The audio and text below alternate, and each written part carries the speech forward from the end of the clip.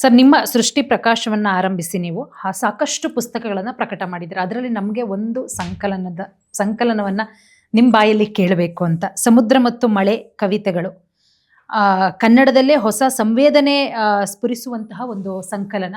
ಅದರ ಬಗ್ಗೆ ಹೇಳೋದಾದ್ರೆ ಸರ್. ನಾನು ಆಗಲೇ ಹೇಳಿದೆ, ನನ್ನವ್ವ ಹೇಳಿದ್ದು ಸಪ್ಪೆ ಅನ್ಬೇಡ ಒಂದು ಕಲ್ಲು ಉಪ್ಪು ಹಾಕು ಅಂತ. ನನ್ನ ಸಮುದ್ರ ಮತ್ತು ಮಳೆಗೆ ಉಪಶೀರ್ಷಿಕೆ ಅದನ್ನೇ. ಅಲ್ಲಿ ಸಪ್ಪೆ ಅನ್ಬೇಡ ಒಂದು ಕಲ್ಲು ಉಪ್ಪು ಹಾಕು ಅಂತ. ಅಂದ್ರೆ ಬಿ ಪಾಸಿಟಿವ್. ಸಪ್ಪೆ ಅನ್ಬೇಡ, ಹೋಗಬೇಡ, ಹಾಕ್ಬಿಡು, ಒಂದು ಕಲ್ಲು ಉಪ್ಪು ಹಾಕೋನು, ಒಂದು ಕಲ್ಲು ಉಪ್ಪು ಹಾಕೋನು. ಸಪ್ಪೆ ಅನ್ಬೇಡ ಒಂದು ಕಲ್ಲು ಉಪ್ಪು ಹಾಕೋನು. ಅದೇ ಅದ್ರದ್ದು ಇದಕ್ಕೆ ನನಗೆ ನಮ್ಗಳ ಮಾತಿಗೂ ಅದೇ ವ್ಯತ್ಯಾಸ ನೋಡಿ. ಧನಾತ್ಮಕವಾಗಿ ಯೋಚನೆ ಮಾಡಿ ಆಯ್ಕೆ. ಅಲ್ಲಿ ಹತ್ಕೊಂಡಾಗ ಎಲ್ಲ ಕಡೆನೂ ಕೇಳ್ತಾರೆ, ಅದನ್ನು ದೂರದರ್ಶನದಿಂದ ಇದು ಎಲ್ಲನೂ ಅದನ್ನು ವಾಚನೆ ಮಾಡುವಂತಾರೆ. ಯಾಕೆಂದರೆ ನನ್ನ ಕಾವ್ಯದ ಪ್ರೇರಕ ಶಕ್ತಿನೇ ನನ್ನ ಅವ್ವ ಕೆಂಪವ್ವ, ಪದದ ಕೆಂಪಕ್ಕ. ಅವಳು ಪದಗಳು ಆಡ್ತಾಯಿದ್ಲು. ನನಗೊಂದೊಂದ್ಸಲ ಅವಳಿಗೆ ಪರಮಹಂಸರು ಎಲ್ಲಿ ಗೋಚರಿಸ್ಕೊಂಡಿದ್ರು, ವಿವೇಕಾನಂದ ಎಲ್ಲಿ ಗೋಚರಿಸ್ಕೊಂಡಿದ್ರು. ಅವಳು ಅಲ್ಲಿ ಅನುಭೂತಿ ಇತ್ತು, ಅನುಭವ ಇತ್ತು, ಆಧ್ಯಾತ್ಮ ಇತ್ತು, ಅಕ್ಕಮಹಾದೇವಿದಿತ್ತು, ತನ್ನದಿತ್ತು, ಬಸವಣ್ಣನ ಕಂಡ್ಕೊಂಡು ಹಂಗೆ ಇದಕ್ಕೆ ನನಗೆ ಅದು ಕಂಡಾಗ ನನ್ನ ಅದರಲ್ಲಿ ಮೊದಲನೇ ಒಂದು ಪದ್ಯನೇ ನನ್ನವ್ವ ಅಂತಂದ್ರೆ. ಈಗ ಅವನ ಕುರಿತು ತುಂಬ ಜನ ಬರೆದಿದ್ದಾರೆ. ಬೇಂದ್ರೆಯವರು ಒಂಥರದ್ದು ಬರೆದಿದ್ದಾರೆ, ಕುವೆಂಪು ಅವರು ಒಂಥರ ಬರೆದಿದ್ದಾರೆ, ಲಂಕೇಶ್ ಅಂತ. ಈಗ ನಮ್ಮ ಇದರಲ್ಲಿ ಇದ್ಕೊಂಡಾಗ ನನ್ನ ಅನುಭವ ಸಾರ್ದುಕೊಂಡಾಗ ನನ್ನವ್ವ ಮನೆಯ ಸೂರು ಕಿತ್ತೊಗೆದು ಬಯಲೊಳಗೆ ನುಡಿಸ್ಯಾಳೆ ಪದವ, ಭೂಮಿಯೊಂದು ತೊಟ್ಟಿಯಾಗಿ ಜೀವ ಆಡುತ್ತಿದೆ ಪದಕ್ಕೆ ಪದವಾಗಿ.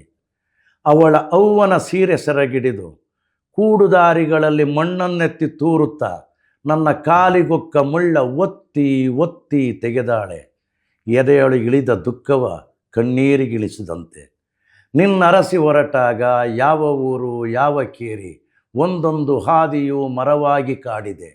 ಹಕ್ಕಿಗಳು ಹಾರಿವೆ ಒಳವರೆಗೆ, ಕತ್ತಲಿಳಿದಿದೆ ಕಣ್ಣಿಗೆ.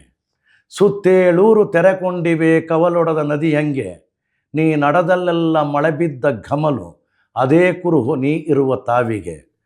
ಕಲ್ಲು ದೇವರಿಗೆ ಕಲ್ಲಲ್ಲೇ ಹೊಡೆದವಳೆ, ಹರೆವಟ್ಟೆ ಬರಿಮೈಗೆ ಮಗೆ ಕೈಯೆತ್ತಿ ನೀಡಿ ಯಾವುದೋ ದಾರಿಯಲ್ಲಿ ಕೈಚಾಚಿ ನಿಂತು ಗೋರಿಯಾಗದ ಗಂಡನ ಕಂಡು ಆಗಸದ ಚುಕ್ಕಿ ಹಂಗೆ ನಕ್ಕವಳೆ. ಅಳುವ ಮಕ್ಕಳಿಗೆ ತಾಯಿಯಾದವಳೆ, ನನ್ನ ಸೆಳೆಕೊಂಡೆ ಸುಳಿಗಳೊಳಗೆ. ನನ್ನ ಬಾಚಿ ತಬ್ಬಿ ಎದೆಣಿಸುವವರ ಕಂಡು ಸುಗ್ಗಿಯ ಕಣವಾದವಳೆ. ನೀರಿನಿಂದ ಮೇಲೆತ್ತಿದ ಮೀನು ನಾನು, ನೋವಿನಾಳದ ಅಳುವೆ ನೀರಾಗಿ ಹರಿಯುತ್ತಿದೆ ತಳದಲ್ಲಿ ಉರಿಯುವ ಕಿಡಿಯೊಳಗೆ.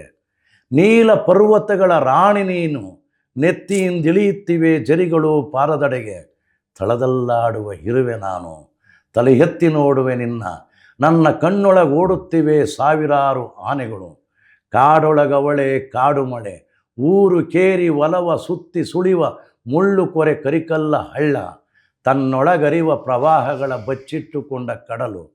ಎಲ್ಲರೆಲ್ಲರ ಅವ್ವ ಯಾರವ್ವ, ಎಲ್ಲರೆಲ್ಲರ ಊರು ಯಾವ ಊರು, ಎಲ್ಲರೆಲ್ಲರ ಅವ್ವ ಯಾರವ್ವ, ಎಲ್ಲರೆಲ್ಲರ ಊರು ಯಾವ ಊರು. ಇದು ಸರ್ ಎಂಥ ಅದ್ಭುತ. ನಮಗೊಂದ್ಸಲ ನಮ್ಮವ್ವ ಕಣ್ಮುಂದೆ ಬಂದೋದ್ಲು ಸರ್.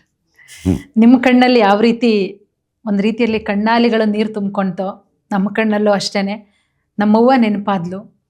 ಎಂಥ ಅದ್ಭುತ ಸರ್. ಆ ತಾಯಿ ಪ್ರೀತಿ, ನಾನು ಅದಕ್ಕೆ ಆರಂಭದಲ್ಲೇ ಹೇಳಿದ್ದು, ಆ ತಾಯಿ ಹೃದಯ ಅಂತ ನಿಮ್ಮನ್ನು ಯಾಕೆ ಕರೀತಾರೆ ಅಂತ ಹೇಳಿ. ತುಂಬ ಅತ್ಯಂತ ಭಾವಜೀವಿ ಸರ್. ನಾನು ನೋಡಿದಂತಹ ಅತ್ಯಂತ ಭಾವಜೀವಿಯಲ್ಲಿ ನಮ್ಮ ನಾಗತಿಹಳ್ಳಿ ರಮೇಶ್ ಸರ್ ಕೂಡ ಒಬ್ಬರು. ಅದ್ಭುತ ಸರ್. ನಿಮ್ಮ ಆ ಪದಪುಂಜಗಳು ಅದನ್ನು ಕೇಳಿಸ್ಕೊಳ್ತಾ ಇದ್ದರೆ ಅದು ಇಡೀ ದಿನ ಬೇಕಾಗುತ್ತೆ ಸರ್. ಅದರ ಜೊತೆಗೆ ನಾವೇನು ಮಾತಾಡ್ತಿದ್ವಿ ಅನ್ನೋದು ಕೂಡ ಮರ್ತೋಯ್ತು. ಸಾಕಷ್ಟು ರಾಜಕೀಯ ನಾಯಕರುಗಳ ಒಡನಾಟ, ಅದರ ಜೊತೆಗೆ ಯಾವುದೇ ಒಂದು ಸಮುದಾಯಕ್ಕೆ ಸೇರಿದಂತಹ ಮಠಾಧೀಶರ ಒಡನಾಟ ಇಲ್ಲ. ಎಲ್ಲ ಸಮುದಾಯಕ್ಕೆ ಸೇರಿದಂತಹ ಮಠಾಧೀಶರ ಒಟ್ಟಿಗೆ ಅಷ್ಟೇ ಒಡನಾಟಗಳು. ಅವರು ಕೂಡ ನಿಮ್ಮನ್ನು ಅಷ್ಟು ಅತ್ಯಂತವಾಗಿ, ಅಷ್ಟು ಪ್ರೀತಿಯಿಂದ ಅವರು ಕೂಡ ನಿಮ್ಮನ್ನು ನೋಡ್ತಾರೆ. ರಾಜಕೀಯದ್ರ ಬಗ್ಗೆ ನಾವು ನೋಡೋದಾದ್ರೆ, ನೀವು ಹೇಳಿದ್ರಿ ಆಗ್ಲೇ ವೀರೇಂದ್ರ ಪಾಟೀಲ್ ಅವರ ಬಗ್ಗೆ ಮಾತನಾಡ್ತಾ ಇದ್ರಿ. ಅದರ ಜೊತೆಗೆ ನನಗೆ ಬುದ್ಧ ಪ್ರಜ್ಞೆ ಕೆ ಚರಣನಾಥ್ ಅವರು, ಮಲೆನಾಡು ಗಾಂಧಿ ಗೋವಿಂದೇಗೌಡರು, ಈಗ ನನಗೆ ಒಡನಾಟ ಇರಲಿಲ್ಲ. ಶಾಂತವರಿ ಗೋಪಾಲಗೌಡ್ರ ಬಗ್ಗೆ ತಿಳ್ಕೊಂಡಿದ್ದೆ, ಹ್ಮ್ ಕಡಿದಾಳ್ ಮಂಜಪ್ಪರ ಬಗ್ಗೆ ತಿಳ್ಕೊಂಡಿದ್ದೆ, ನಿಜಲಿಂಗಪ್ಪರ ಬಗ್ಗೆ ತಿಳ್ಕೊಂಡಿದ್ದೆ ತುಂಬ ಇದರಲ್ಲಿ.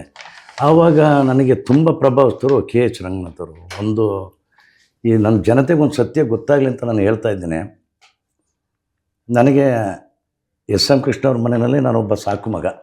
ನನಗೆ ಪ್ರೇಮಕ್ಕೆ ಮನೆಗೆ ಹೋದಾಗ ಹೌದು ಆಕೆನೇ ಅಡಿಗೆ ಮಾಡಿ ಊಟ ಬಡಿಸ್ತು. ಬಡಿಸ್ತಾರೆ. ನನಗೆ ಆ ಒಂದಷ್ಟು ಫೋಟೋಗಳನ್ನ ಕೂಡ ನಾವು ಗಮನಿಸ್ತಾ ಇದ್ದೀವಿ. ಒಡನಾಟದ್ದು ಇದಕ್ಕೆ ಹೌದು. ಅಂತ ನನಗೆ ಎಲ್ಲ ನನ್ನ ಅವರು ಸಭಾಧ್ಯಕ್ಷರಾಗಿದ್ದ ಕಾಲದಲ್ಲೂ ಉಪಮುಖ್ಯಮಂತ್ರಿಯಾಗಿ ನನ್ನೆಲ್ಲ ಚಟುವಟಿಕೆಗಳಿಗೆ ಒತ್ತಾಸೆ, ನೆರವು. ವೈಯಕ್ತಿಕ ನಾನೇನೋ ಅವ್ರ ಹತ್ರ ಸಹಾಯ ಕೊಟ್ಟಿಲ್ಲ. ನನಗೆ ಕೊಟ್ಟಂಥ MLCಗಿರೋ ನಾನು ರಿಜೆಕ್ಟ್ ಮಾಡಿದ್ದೀನಿ. ಅವ್ರು ಕರೆದು ಕೊಟ್ಟಿದ್ದನ್ನು ನಾನು MLCಗಿರೋ ನಾನು ರಿಜೆಕ್ಟ್ ಮಾಡಿದ್ದೀನಿ.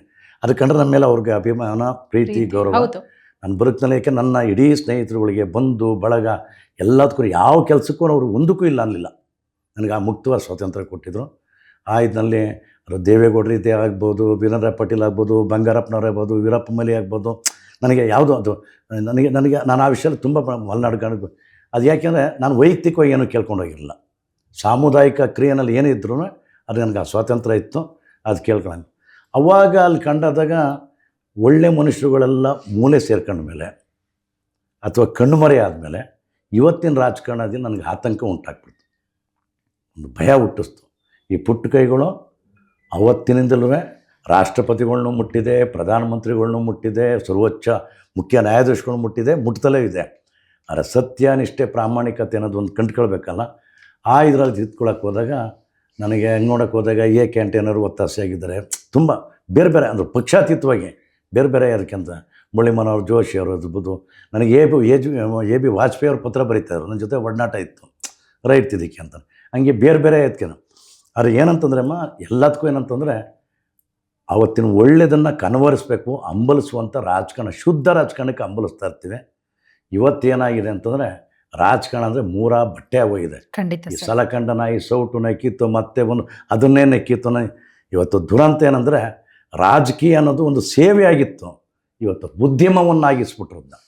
ಅದು ಉದ್ಯಮ ಅಲ್ಲ, ಅದು ಸೇವೆ. ಇವತ್ತು ನಾನು ಇವತ್ತು ಈ ಸಂವೇದನೆ ನಿಮ್ಗೆ ಕೇಳ್ಕೊಳ್ಳೋದು ಏನಂದರೆ ಈ ವಾಹಿನಿ ಮೂಲಕ ಸೇವೆ ಅನ್ನೋದು ಸೇವೆ ಆಗಿರಬೇಕು. ಮುಂಚೆ ರಾಜಕಾರಣ ಸೇವೆಯಾಗಿತ್ತು, ಆರೋಗ್ಯ ಸೇವೆಯಾಗಿತ್ತು, ಶಿಕ್ಷಣ ಸೇವೆಯಾಗಿತ್ತು. ಈ ಮೂರನ್ನು ಉದ್ಯಮ ಮಾಡಿಬಿಟ್ರು. ಮಾರಾಟ, ಉದ್ಯಮ ಎಲ್ಲಿಗೆ ಹೋಯ್ತು, ಎಲ್ಲಿಗೆ ಹೋಗ್ತಾ ಇದೆ ನಮ್ಮ ಕಾಲದ ಇದಕ್ಕೆ ಅಂದ್ರೆ ಈ ಆರೋಗ್ಯ, ಈ ಎಜುಕೇಶನ್ ಅನ್ನೋದು ಒಂದು ರೀತಿಯಲ್ಲಿ ದಂಧೆ ರೀತಿ ಇದು ಉದ್ಯಮ ಮಾಡಬೇಕು. ಇದು ಇಟ್ಸ್ ನಾಟ್ ಎ ಬಿಸ್ನೆಸ್. ಹೌದು. ದುರಂತ ಎಲ್ಲಿ ಹೋಗಿದೆ ಅಂದರೆ ನಮ್ಮ ದೇಶದಲ್ಲಿ, ನಮ್ಮ ದೇಶದಕ್ಕೆ ಇನ್ನೊಂದು ಸ್ಫೂರ್ತಿ ಸಲಹೆ, ಪ್ರೇರಕ ಶಕ್ತಿ ಯೋಗ ಮತ್ತು ಆಧ್ಯಾತ್ಮ, ಅದನ್ನು ಮಾರಾಟಕ್ಕೆ ಇಟ್ಬಿಟ್ರಲ್ಲ. Yoga for sale, spirituality for sale, ಅದೆಲ್ಲ ಅದು ನಮ್ಮ ಒಳಗಡೆ ಇಟ್ಕೊಂಡಿರೋದು. ಯಾಕೆ ಹಿಂಗೆ ಗಟ್ಟಿಸ್ತೈತೆ, ಏನಕ್ಕೆ ಹಿಂಗೆ ಗಟ್ಟಿಸ್ತೈತೆ ಅಂದಾಗ ಇನ್ನೂ ತೊಳೆ ಪಂಚಭೂತಗಳನ್ನೆಲ್ಲ ಮಾರಾಟಕ್ಕಿಟ್ರು. ಭೂಮಿ ಮಾರಾಟಕ್ಕಿಟ್ರು, ನೀರನ್ನು ಮಾರಾಟಕ್ಕಿಟ್ರು, ಗಾಳಿನ ಮಾರಾಟಕ್ಕಿಟ್ರು, ಬೆಂಕಿನ ಮಾರಾಟಕ್ಕಿಟ್ರು, ಆಕಾಶನೂ ಮಾರಾಟಕ್ಕಿಟ್ರು. ಎಲ್ಲನೂ ಮಾರಾಟಕ್ಕೊಟ್ಟು ನಮ್ಗೇನು ಬದುಕು ಕಡೆಗೆ ಏನು ಉಳ್ಕೊಳ್ತದೆ ಅಂತನಕ. ಅದಕ್ಕೆ ನಾನು ಯಾವುದೇ ಪಕ್ಷದ ವಕ್ತಾರನಾಗಿ ಹೇಳಲ್ಲ, ಎಲ್ಲ ರಾಜಕಾರಣ ಕೇಳೋದಿಷ್ಟೇ ಒತ್ತಿ ಒತ್ತಿ ಹೇಳ್ತಾ ಇದ್ದೀನಿ. ಶುದ್ಧ ರಾಜಕಾರಣ ನಡೀರಿ, ಸತ್ಯ, ನಿಷ್ಠೆ, ಪ್ರಾಮಾಣಿಕತೆ ಉಳಿಸ್ಕೊಳ್ಳಿ. ಸಾವು ಅನ್ನೋದು ನಿಮಗೂ ಕಟ್ಟಿಟ್ಟು ಬುತ್ತಿ, ನಮಗೂ ಕಟ್ಟಿಟ್ಟು ಬುತ್ತಿ, ಎಲ್ಲ ಈ ನೆಲದಲ್ಲಿ ಬುದ್ಧ ಏನು ಹೆಜ್ಜೆ ಬಿಟ್ಟು ಹೋಗಿದ್ದಾನೆ, ಯೇಸು ಕ್ರಿಸ್ತ ಏನು ಬಿಟ್ಟಿದ್ದಾನೆ, ಗಾಂಧೀಜಿ ಏನು ಬಿಟ್ಟಿದ್ದಾರೆ, ಅಂಬೇಡ್ಕರ್ ಏನು ಬಿಟ್ಟಿದ್ದಾರೆ, ಜ್ಯೋತಿಬಾ ಫುಲೆ ಬಿಟ್ಟು ಏನು ಬಿಟ್ಟಿದ್ದಾರೆ, ಶಾಂತವರಿ ಗೋಪಾಲಗೌಡರು ಅಂಥದ್ದು ಒಂದು ಕನಿಷ್ಠ ಪುಟ್ಟ ಒಳ್ಳೆ ಹೆಜ್ಜೆ ಇಡಿ. ನುಂಗೇಶ್ವರ ಆಗ್ಬಿಡಿ. ಅವನು 100 ಕೋಟಿ ಮಾಡ್ದಾನ, 200 ಕೋಟಿ ಮಾಡಬೇಕು, ಅವ್ನು 200 ಕೋಟಿ ಮಾಡ್ದಾನ, ನಾನು 500 ಕೋಟಿ ಮಾಡ್ಬೇಕು, ಅವ್ನು 500 ಆಯಿತು, ನಾನು 50,000 ಕೋಟಿ ಮಾಡಬೇಕು. ಒಂದು ದಿನ ಸಾವು ನಿಮ್ಮನ್ನು ಕಟ್ಟಿಟ್ಟ ಬುತ್ತಿ. ದುಡ್ಡು ನಿಮ್ಮ ಹಿಂದೆ ಬರಲ್ಲ, ಹಿಂದೆ ಜನ ಕ್ಯಾಕ್ರು ಸುಗಿತಾರೆ. ಒಬ್ಬ ಅಯೋಗ್ಯ ಇದ್ದ, ಹಲ್ಕಟ್ಟಿದ್ದ, ನೀಚ ಇದ್ದ ಅಂತ. ಯಾಕೆಂದರೆ ಇವತ್ತು ನಾವು ನೆನೆಸ್ಕೊಳ್ತೀವಿ, ಶಾಂತವರಿ ಗೋಪಾಲಗೌಡರು ನೆನೆಸ್ಕೊಳ್ತೀವಿ, ಮಲೆನಾಡು ಗಂಧಿ ಗೋವಿಂದೇಗೌಡರು ನೋಡ್ತೀವಿ. ಒಬ್ಬ ಕಡು ಭ್ರಷ್ಟನ ನಾವು ನೆನೆಸ್ಕೊಳ್ತೀವಿ. ನಾವು ಅವನ ಕಾಲಕ್ಕೆ ಅದು ಮುಗಿದೋಗ್ತದೆ. ಆ ಭ್ರಷ್ಟತನ ಯಾವತ್ತೂ ಉಳಿಯೋಕ್ಕೆ ಹೋಗಲ್ಲ. ಮುಂದೆ ಅದನ್ನು ಅವ್ರ ಮಕ್ಕಳುಗಳು ಉಳಿಸ್ಕೊಳ್ಳಲ್ಲ. ಅದನ್ನು ಎಚ್ಚರಿಕೆಯಾಗಿ ಹೇಳ್ತೀನಿ, ಕೋರಿಕೆ ಅಂದರೂ ಹೇಳ್ತೀನಿ. ಈ ಸಮಾಜದ ಕೊನೆ ಪೈರಿಗೆ ನಿರ್ವಹಿಸಬೇಕು. ಎಲ್ಲರ ಬದುಕನ್ನು ಬೆಳಗಿಸುವಂಥ ನಿಟ್ಟಿನಲ್ಲಿ ಒಂದು ಶುದ್ಧ ರಾಜಕಾರಣಕ್ಕೋಸ್ಕರ ನಾವು ಹಂಬಲಿಸ್ತಾ ಇದ್ದೀವಿ. ಅದು ಯಾವ ಪಕ್ಷವ್ರು ಒಳ್ಳೇದು ಮಾಡಿದರೆ ನಾವು ಅವ್ರಿಗೆ ಜೈ ಅಂತೀವಿ. ಇನ್ನು ಯಾವುದೇ ಪಕ್ಷನ ಏನೋ ಕೆಟ್ಟದ್ದು ಮಾಡಿದ್ರೆ ಕ್ಯಾಕ್ಟಸ್ ಉಗಿತೀವಿ. ಯಾಕೆಂದ್ರೆ ಹಿಂಗೆ ಆದರೆ ನನಗೊಂದು ಚೆನ್ನಾಗಿ ಗೊತ್ತು, ನೇಪಾಳ ಮತ್ತು ಇಲ್ಲೆಲ್ಲ ಘಟಿಸ್ತಾ ಇದೆ. ಯಾರಿಕೆಂದ್ರೆ ಎಂಥ ರಾಜಕಾರಣಿಗಳನ್ನ ಇಟ್ಟಾಡ್ಸ್ಕೊಂಡು ಚಚ್ಚಿ ಹೊಡಿತಾ ಇದ್ದಾರೆ. ಒಂದು ಕಾಲಕ್ಕೆ ನೀವು ಹಿಂಗೇ ಕಡು ಭ್ರಷ್ಟರಾದರೆ, ಹಿಂಗೇ ನುಂಗೇಶ್ವರ ಆದರೆ, ಹಿಂಗೇ ಕೊಳ್ಳು ಬಾಕರಾದರೆ ಕಿತ್ತೋದು ಕೆರ ತಗೊಂಡು ರಪ ರಪ ರಪ ಅಂತ ಈ ಕಡುಬಷ್ಟ ರಾಜಕಾರಣಿಗಳಂತ ಹೊಡೆಯುವಂಥ ಒಂದು ಕಾಲ ಬರುತ್ತೆ. ಸತ್ಯವಾದ ಮಾತು. ಅದು ತುಂಬಾ ದೂರನೂ ಇಲ್ಲ ಸರ್, ಬಹಳ ಹತ್ರದಲ್ಲಿ ಇದೆ. ತಿಂತಾರೆ ಯಾಕಂದ್ರೆ ಅಂತಂದ್ರೆ ಜನ 30 ವರ್ಷದಿಂದ 35 ವರ್ಷದಿಂದ ಮೂರೇ ಬಟ್ಟೆ ಆಗಿರ್ತಾರೆ. ಏನಕ್ಕೊಂದು ಸೈಕಲ್ ಹೊಡಿತಾ ಇರ್ತಾರೆ. ಈಗ ಇವತ್ತು ಇದಕ್ಕೆ ನನಗೆ 3,000 ಕೋಟಿ ಹಾ. ಗೆಲ್ತಾರೆ. ನನ್ಗೆ ಇದಕ್ಕೆ ನನಗೆ ಈ ಕೊಳ್ಳು ಬಾಕ ನಾನು ಹೇಳ್ತೀನಿ, ಬಿಟ್ಬಿಡಿ, ಕೊನೆ ಪೈರಿ ನೀರು ಉಣಿಸಿ, ನಿಮ್ಮ ಹೆಂಡತಿ ಮಕ್ಕಳನ್ನೆಲ್ಲ ಚೆನ್ನಾಗಿ ಇಟ್ಕೊಳ್ಳಿ, ನೀವು ಚೆನ್ನಾಗಿ ಬಾಳೆ. ಅದೇ ಇದನ್ನು ಬಾಚ್ಕೊಳ್ಳೋದು ಇವ್ರು ಹೆಂಗೆ ಅಂದರೆ ಏಸ್ಕೆ ಮೇಲೆ 4 ಆಣೆ ಬಿದ್ದರೆ 4 ಬಾಚ್ಕೋತಾರೆ. ಇವ್ರ ಜನ್ಮಕ್ಕೆ ಇಷ್ಟು ಬೆಂಕಿ ಹಾಕ. ಸತ್ಯವಾದ ಮಾತು ಸರ್, ಖಂಡಿತ. ಈಗಿನ ಪರಿಸ್ಥಿತಿ ಹೇಗಿದೆ ಅದನ್ನ ಬಹಳ ಕಟು ಶಬ್ದಗಳಿಂದ ವಿರೋಧಿಸ್ತಾ ಇದ್ದಾರೆ ನಾಗತಿಹಳ್ಳಿ ರಮೇಶ್ ಸರ್.